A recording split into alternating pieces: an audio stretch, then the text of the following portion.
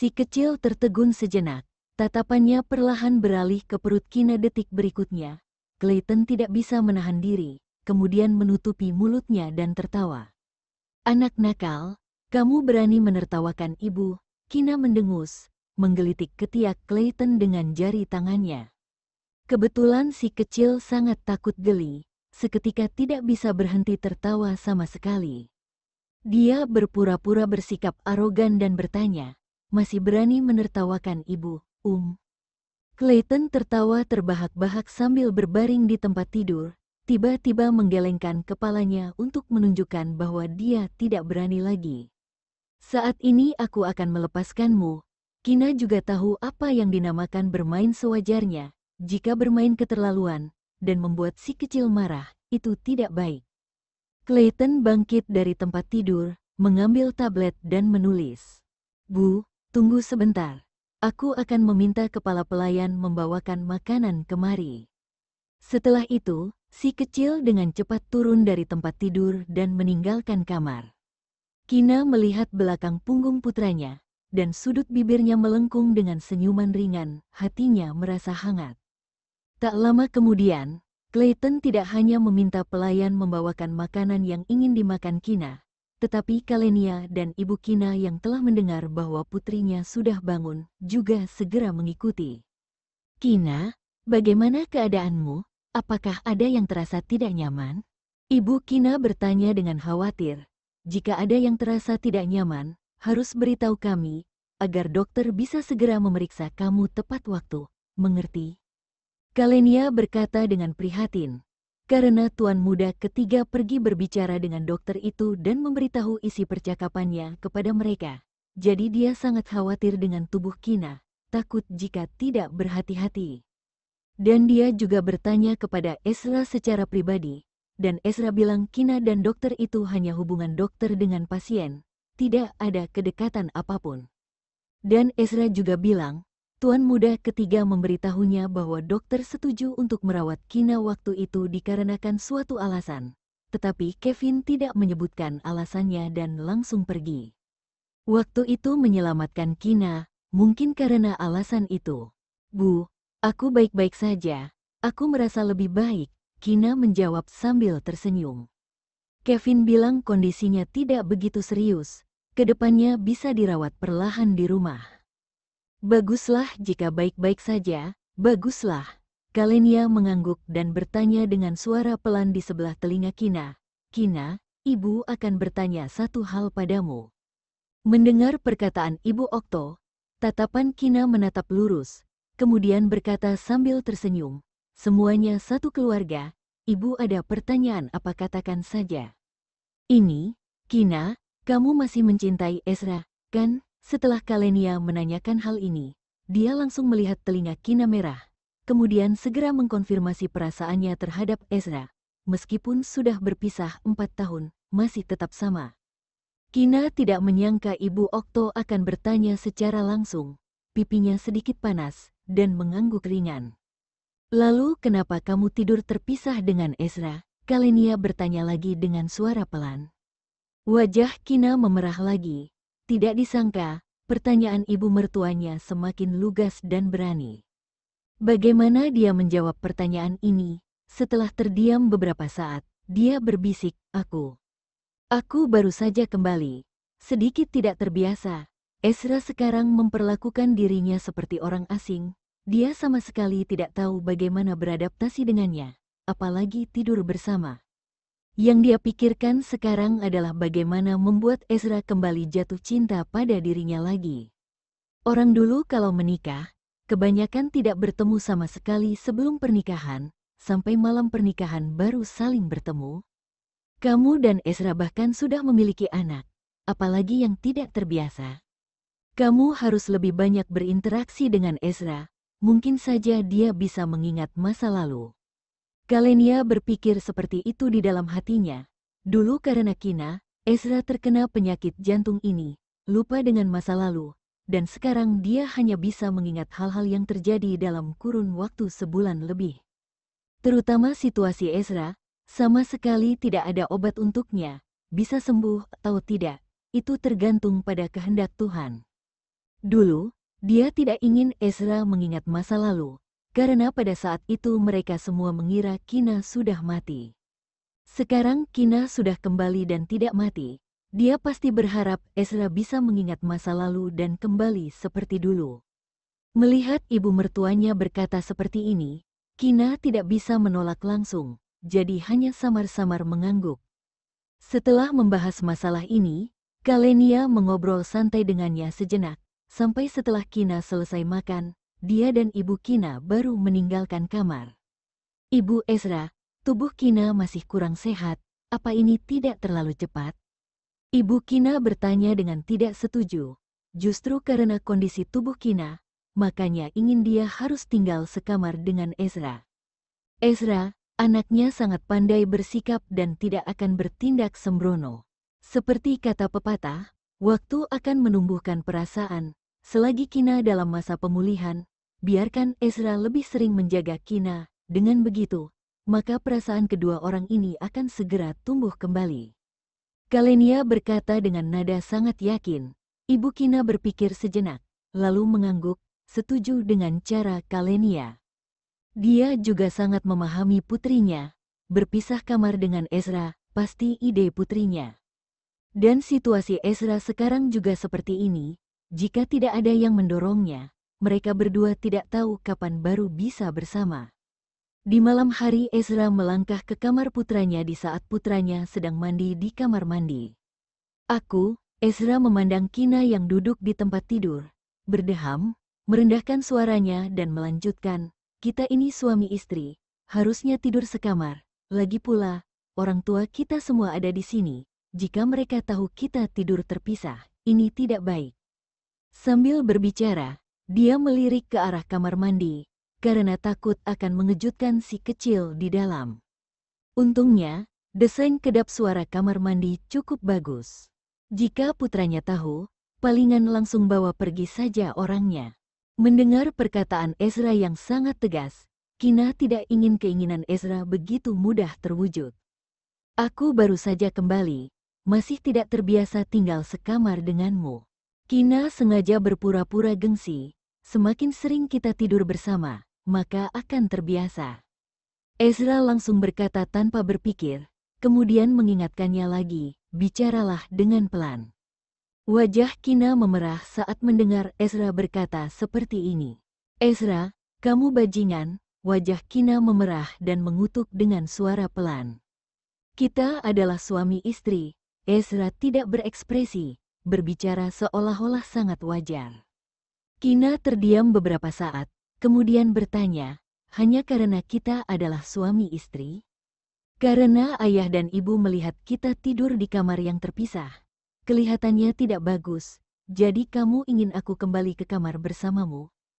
Jelas-jelas mengetahui bahwa Ezra telah sepenuhnya melupakan dirinya, tetapi di dalam hatinya, dia masih berharap Ezra memiliki sedikit perasaan untuk dirinya, baru kemudian meminta dirinya kembali ke kamarnya. Nada suaranya tampak sedikit kesal dan tidak puas. Ezra merenungkan perkataan Kina untuk sementara waktu. Menebak sebenarnya yang sangat ingin Kina tanyakan adalah bagaimana pemikirannya. Bagaimanapun juga, mereka adalah suami istri, dan Kina mungkin tidak ingin karena pemikiran orang tua. Baru kemudian dia meminta Kina kembali ke kamar bersama dirinya. Setelah memikirkannya, Ezra berkata, tentu saja aku juga ingin kamu tidur sekamar denganku. Ezra menyadari saat memeluk Kina di dalam pelukan, perasaan semacam itu terasa sangat nyaman, hatinya merasa sangat puas. Benarkah? Kina tampak curiga, tetapi jantungnya berdebar kencang karena kata-katanya. Ezra mengakui dengan ekspresi muram dan serius. Menyadari akar telinga Kina kemerahan, saat ini Ezra tahu bahwa tebakannya sudah benar.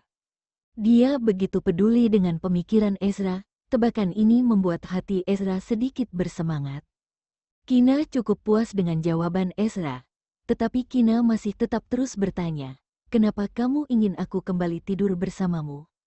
Pertanyaan ini, tunggu setelah kita kembali ke kamar, baru bahas perlahan. Ezra melirik ke arah kamar mandi. Detik berikutnya dia langsung menggendong Kina dan dengan cepat meninggalkan kamar. Tampak jelas jika putranya ada di sana, mungkin tidak akan mudah untuk membawa Kina kembali ke kamarnya. Tunggu setelah Clayton selesai mandi dan keluar dari kamar mandi, dia melihat ibunya sudah tidak ada lagi di kamar. Si kecil tidak tahu bahwa ayahnya yang berhati jahat mengambil kesempatan membawa ibunya pergi secara paksa di saat dia sedang mandi. Dia mengira ibunya mungkin turun ke bawah untuk minum air atau melakukan sesuatu. Setelah menunggu di kamar sebentar, Clayton tetap tidak melihat ibunya kembali. Kemudian dia meninggalkan kamar dan pergi mencari ibunya. Setelah mencari di seluruh villa dan bertanya kepada para pelayan, mereka semua bilang tidak melihat ibunya. Alhasil, Clayton menjadi cemas. Dia berlari ke pintu kamar Ezra dan mengetuk pintu dengan kuat. Tak lama kemudian, pintu kamar terbuka. Ada apa? Ezra yang bertubuh tinggi dan tegak, bertanya dengan nada dingin di depan pintu, dan dia tidak ada keinginan untuk membiarkan si kecil masuk. Clayton buru-buru menyerahkan tablet padanya. Di mana ibu? Setelah aku selesai mandi dan keluar, aku tidak melihat ibu. Ekspresi rasa bersalah melintas di mata Ezra yang dalam. Setelah merenung selama beberapa detik, Ezra baru berkata, ibumu bersamaku. Clayton tertegun beberapa saat. Saat sadar kembali, dia menatap Ezra dengan marah, seolah-olah Ezra telah mengambil barang kesayangannya. Ayah pencuri ini mengambil kesempatan mencuri ibunya saat dia sedang mandi, membuat dia mencari ibunya dari tadi. Clayton dengan sekuat tenaga mendorong Ezra, tetapi lengan kecilnya tidak bisa melawan pahanya. Ezra dia tidak bergerak menghadang pintu kamar seperti gunung besar, sama sekali tidak berniat untuk membiarkan Clayton masuk. Mata Clayton memerah karena marah, tangan kecilnya mengepal, kemudian meninju paha Ezra. Karena tidak pandai berbicara, jadi dia hanya bisa berteriak, supaya bisa menarik perhatian Kina di dalam kamar. Clayton, ibumu adalah istriku, dia harus sekamar denganku, kedepannya dia juga akan tinggal bersamaku. Ezra dengan nada dingin mengingatkan Clayton tentang fakta ini. Tangan Clayton terus meninju Ezra juga terasa sakit, tenggorokannya terus berteriak, juga terasa sedikit tidak nyaman. Tetapi dia masih tetap tidak melihat ibunya keluar. Kemudian, matanya memerah dan duduk di tanah, menangis dengan sangat sedih. Posisinya seolah-olah seperti jika tidak mengambil ibunya kembali, maka dia akan tetap di sini dan tidak pergi. Sebenarnya, Kina sedang mandi di kamar mandi. Kedap suara kamar mandi lumayan baik, tetapi dia masih bisa mendengarkan teriakan, di luar. Dan dia juga kenal bahwa itu adalah suara putranya. Tidak tahu apa yang terjadi, dia segera mandi dan keluar dari kamar mandi kemudian mendengar tangisan putranya. Apa yang terjadi? Kina bertanya sambil berjalan cepat menuju depan pintu. Tidak apa-apa, Ezra menjawab dengan nada dingin. Clayton mendengar suara ibunya, dan melihat ayahnya akhirnya bersedia untuk minggir. Clayton langsung bangkit dari lantai. Kemudian berlari ke arah Kina dan memeluk pahanya erat-erat. Melihat mata putranya merah, wajahnya masih ada air mata, Kina langsung merasa sangat sedih. Sayang, kenapa kamu menangis? Kina berlutut dan bertanya dengan nada lembut. Clayton sekilas langsung bisa melihat Kina barusan mandi, dan juga menyadari bahwa gel mandi yang dia gunakan adalah milik ayahnya. Dalam hatinya merasa sedikit tidak senang. Dari tadi dia memanggil ibunya dan ibunya tidak keluar, ternyata pergi mandi. Clayton mengarahkan jari kecilnya ke Ezra, lalu sekuat tenaga mengedipkan matanya dan mengalirkan setetes air mata. Kemudian dia mengetik di tablet, ayah menggertak aku. Ibu, barusan aku tidak menemukanmu. Ayah telah menculik kamu. Ibu, aku sudah mau tidur, kamu segera kembali tidur denganku. Ayah begitu jahat, Clayton tidak akan membiarkan ibu tidur bersama ayah. Nanti jika tidur sampai punya adik perempuan, bagaimana? Ezra, apa yang kamu lakukan pada putramu? Kina menoleh dan bertanya pada pria itu. Apa yang bisa aku lakukan padanya? Aku hanya tidak membiarkan dia masuk. Ekspresi Ezra menjadi sedikit dingin. ingin sekali mengangkat si kecil yang datang protes, kemudian memukulnya. Clayton ingin masuk. Biarkan dia masuk. Kenapa kamu harus membuatnya menangis? Kina mengerutkan kening, merasa sedikit tidak senang. Ezra menekan bibirnya dengan dingin, tidak bisa membantah. Clayton menarik pakaian Kina lagi, kemudian menunjuk ke arah kamarnya dan memberi isyarat agar Kina kembali bersamanya. Kina tiba-tiba dilema, mengangkat matanya melihat Ezra. Clayton memintaku untuk kembali tidur dengannya. Clayton, kamu sudah hampir berusia 5 tahun, dan sudah sekolah di taman kanak-kanak, tetapi masih ingin tidur dengan ibumu. Apa kamu tidak tahu malu?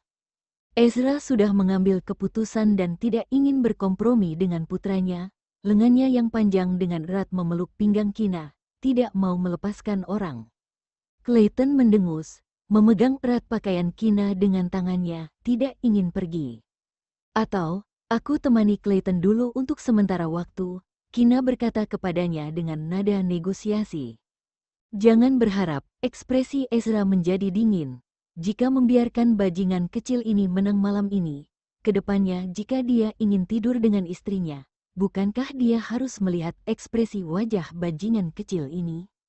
Kina berpikir sejenak, kemudian mengusulkan, atau, biarkan Clayton tidur bersama kita, lagi pula, tempat tidurnya besar. Ezra belum sempat menolak, si kecil sudah melepas tangan yang memegang pakaian Kina, kemudian dengan cepat menyelinap masuk ke kamar Ezra dan naik ke tempat tidur. Clayton berbaring di tempat tidur dan berguling, tetapi dia tidak lupa untuk menatap Ezra dengan tatapan provokatif. Selama bisa bersama ibu, meskipun ayahnya tidur bersama mereka, dia juga bisa menerimanya. Lagi pula, tidur bersama ayah dan ibu, sepertinya juga sangat bagus. Ekspresi wajah Ezra suram dan menakutkan, berusaha mengendalikan keinginan untuk melempar putranya keluar dari kamar. Sebenarnya, begini juga cukup bagus. Aku ingat saat Clayton masih kecil, keluarga kita bertiga juga tidur bersama. Dan juga, saat Clayton baru lahir, hanya kamu seorang saja yang diperbolehkan menggendongnya, hanya saat menyusui, baru membiarkan aku menggendongnya. Saat orang lain menggendong Clayton, Clayton langsung berteriak dan menangis. Kakek bahkan merasa sangat tertekan. Kina dengan tenang berjalan ke tempat tidur dan merangkak. Ezra sudah tidak ingat dengan masa lalu. Sekarang mendengar Kina berkata seperti ini, dia sedikit terkejut. Anak nakal ini saat kecil hanya memperbolehkan Ezra yang menggendongnya. Lalu, kenapa kita bisa menikah? Ezra tiba-tiba ingin tahu bagaimana mereka bisa bersama. Kamu jatuh cinta padaku pada pandangan pertama, kemudian menikah secara paksa. Kina berkata sambil tersenyum. Kenapa menikah secara paksa? Merampas cinta dengan paksa? Ezra bertanya lagi.